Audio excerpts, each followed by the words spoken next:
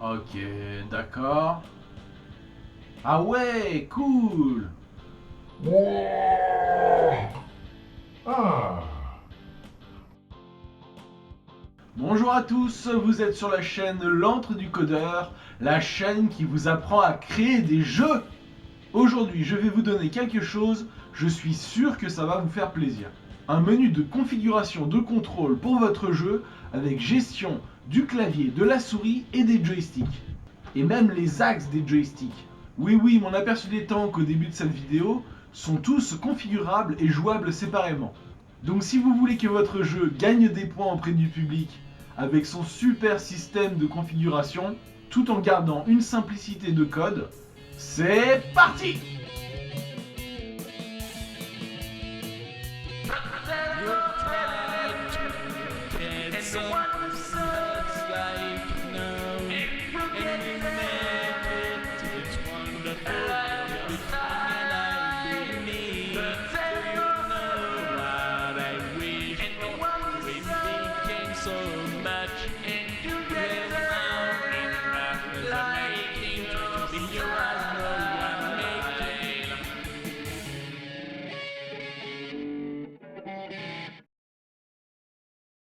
J'ai donc créé un système de contrôle configurable. Comment dire? C'est de l'or. Le lien est en dessous, base config contrôle. Vous devez le télécharger et l'ouvrir avec CodeBlocks pour suivre cet épisode. Le plus simple et le plus intéressant, on va commencer par définir les contrôles pour ensuite les détecter. Vous trouverez la source dans le projet CodeBlocks, c'est config-control.cpp. Dedans, j'ai tout expliqué en commentaire. Du coup, c'est fini, cet épisode est terminé. À la revoyure! Non, je rigole. Je sais que vous aimez bien m'entendre expliquer des trucs. Voilà, si vous avez déjà codé quelque chose, ne vous en faites pas, le portage se fera très rapidement. Il faudra juste changer les quelques tests K-State. Donc dans config-control.cpp, on voit quelques valeurs définies. C'est ici que l'on initialise le menu de config de touche. En premier, nbPlayerInput définit combien il y a de joueurs dans votre jeu. Si c'est un jeu un joueur, vous mettez donc 1. Ensuite, on met dans nbInput le nombre d'actions différentes. La ligne suivante est quelque chose que vous n'avez jamais vu. C'est pas grave, ça ne vous empêche pas de l'utiliser. Entre les accolades, on a le nom de toutes les actions différentes. Ici, menu, gauche, droite, haut, bas. Ce qui fait 5 actions pour nombre input. Ces noms apparaîtront dans le menu de config. Juste pour info, en programmation, une phrase s'appelle une chaîne de caractères. Donc mon menu va proposer au joueur de définir le clavier, la souris et les joysticks sur chacune des actions, et ceci pour chaque joueur. Le menu aura donc un nombre de lignes d'action égal au nombre de joueurs fois le nombre d'actions. Pour mieux comprendre, faites des tests dans config-control.cpp en changeant le nombre de joueurs ou d'actions. Si vous voulez que des actions n'apparaissent pas pour certains joueurs, par exemple que seul le joueur 1 ait la commande menu, ne vous en faites pas, c'est possible et ça va venir. Ensuite, nombre joystick max. Je pense que c'est assez clair. Je vous invite à ne pas mettre 1, mieux vaut trop que pas assez. Maintenant, passons à la détection des inputs dans notre jeu. Input signifie entrée. Cela veut dire clavier, souris, joystick. La ligne Input Player fonctionne comme le tableau K-State que vous utilisez. À l'appui d'une touche, sa valeur augmente de 1 à chaque image. La différence est que vous ne touchez plus au SDL, scan code, etc., ce qui est somme toute réconfortant. À la place, l'action est définie par son numéro de joueur et son numéro d'action que vous avez défini plus tôt, en partant de 0. Ce que j'ai expliqué dans la dernière vidéo s'applique ici, à savoir que le premier index des tableaux est le 0, donc joueur 1 c'est index 0, et action 1 c'est aussi index 0. Ceci remplace K-State. C'est méchamment simple. J'ai également créé Input All Player qui suit le fonctionnement de Input Player, à savoir l'incrémentation par image, mais sera déclenché quel que soit le joueur qui l'active.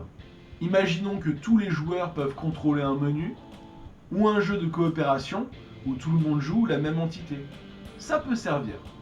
Toujours aussi simple, comment gérer les axes des joysticks. Ça fait la différence entre un programme quelconque et un grand jeu. Il y a une gestion de barres d'axes multiples, j'ai prévu jusqu'à 20 axes, je crois que ça ira. Donc le premier axe a pour numéro 0. Ces deux tableaux contiennent des nombres à virgule qui vont de -1 à 1 en fonction de l'angle de l'axe. Horizontal pour X et vertical pour Y. Une prise en main tout en douceur. La suite. J'ai prévu de vous laisser le choix et la manière de gérer le menu de config. Ces 5 lignes qui sont des fonctions, haut, bas, sélectionner, supr, menu, servent à ça. À l'intérieur de chacune, il est écrit return, une condition et un point virgule. Voici comment les utiliser. Chacune de ces fonctions contient une condition qui, si elle est vraie, vont faire une action dans le menu de config. Là-haut, fait monter le curseur. Là-bas, le fait descendre. Le sélectionner pour définir une touche. Le supr pour enlever les touches définies sur la ligne sélectionnée. Et enfin, menu config qui correspond à sortir du menu. Je vous montre un exemple de définition des actions du menu que j'ai fait avec le tableau que vous connaissez, KState. Dernière petite chose, je vous laisse le soin de lancer le menu de config avec cette ligne. Vous pourrez utiliser cette ligne qui lance la config de touche de n'importe quelle manière. Par exemple, avec un test KState. Dans mon exemple, j'utiliserai cette fonction qui sert à fermer le menu. Donc, je l'utiliserai aussi pour l'ouvrir, de manière à avoir la même action pour l'ouvrir et fermer le menu. Rendez-vous au prochain cours pour mieux comprendre comment utiliser les fonctions. Le mieux pour un jeu, c'est d'avoir un menu de lancement où on peut décider de redéfinir les touches. J'espère vous expliquer ça bientôt. Voici un programme où on déplace un bloc avec les touches définies, mais aussi la barre du joystick.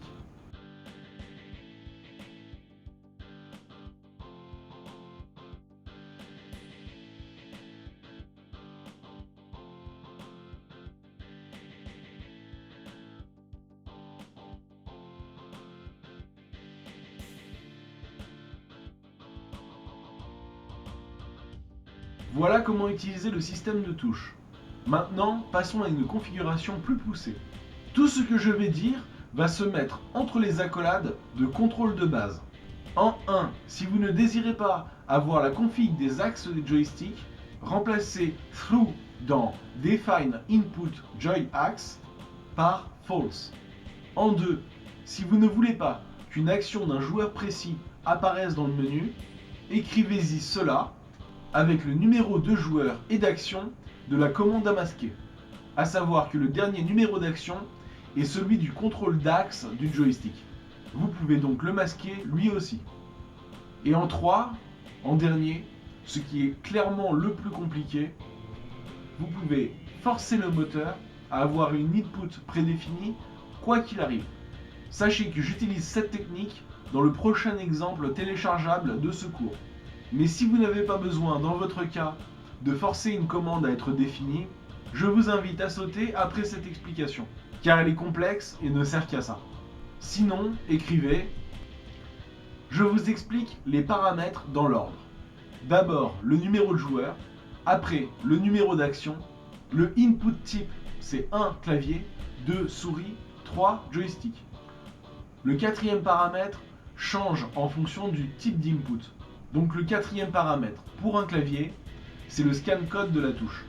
Pour une souris, c'est 0 clic gauche, 1 clic droit, 2 clic milieu et 3, 4 la molette dans un sens ou dans l'autre.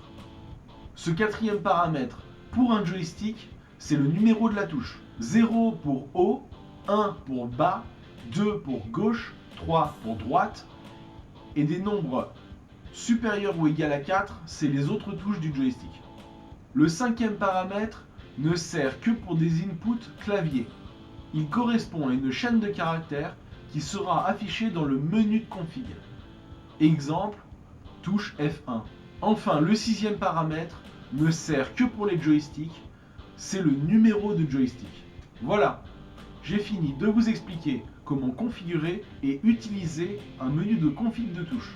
Comme le cours a été assez rapide, je vais vous donner 3 autres petits trucs pour personnaliser votre jeu.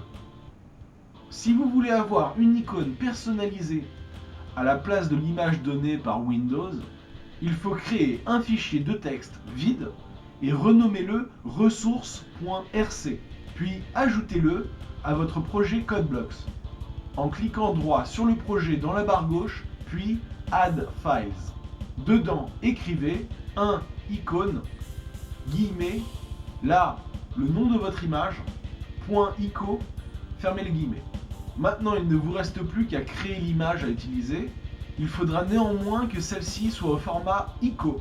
Les logiciels d'image ne font pas forcément ce format, mais il existe des sites internet qui font la conversion vers le ICO. Je mets l'un d'eux en lien pour vous. L'image est à placer à côté de l'exécutable pour servir à lui donner son image. Quel plaisir de double-cliquer dessus après. Je vous invite à télécharger mon programme Base Tank auquel j'ai mis une icône. Vous trouverez aussi dedans une ligne qui renomme la fenêtre de votre jeu, ainsi qu'une autre qui définit une mini-icône pour la fenêtre. On est jusqu'au boutiste ou on l'est pas. Voici un aperçu. Base Tank est téléchargeable en lien sous la vidéo. Ce programme utilise la rotation d'image et des fonctions mathématiques. C'est pourquoi vous ne pouvez pas tout comprendre à ce niveau. Mais comme la prochaine vidéo parle des fonctions mathématiques, vous comprendrez tout dès l'épisode 7. Néanmoins, vous pouvez comprendre ce que j'ai mis dans config-control.cpp. Dans ce programme, j'utilise à fond le système de config de cette vidéo. C'est-à-dire que les touches flèches du clavier, ainsi que Entrée pour valider, Supr pour supprimer, Retour arrière pour sortir du menu, sont définis. Ces inputs sont forcés dans la config. À quoi ça sert ? Eh bien, si on définit un joystick dans le menu ou n'importe quoi d'autre pour n'importe quel joueur, on pourra alors se balader dans le menu de config avec ces inputs ajoutés. On contrôle alors la gestion du menu de config avec justement les inputs qui y sont définis. Et tous les joueurs peuvent le faire car on utilise Input All Player. Si vous considérez que tout utilisateur doit avoir une souris, ne vous en faites pas, même dans le cas où plus aucun input ne sont définis, mon menu est entièrement utilisable à la souris. Voilà! Si vous avez aimé ma vidéo et le principe de la chaîne, mettez un pouce vers le haut et abonnez-vous. Si vous postez des questions en commentaire, j'y répondrai avec plaisir. À la revoyure!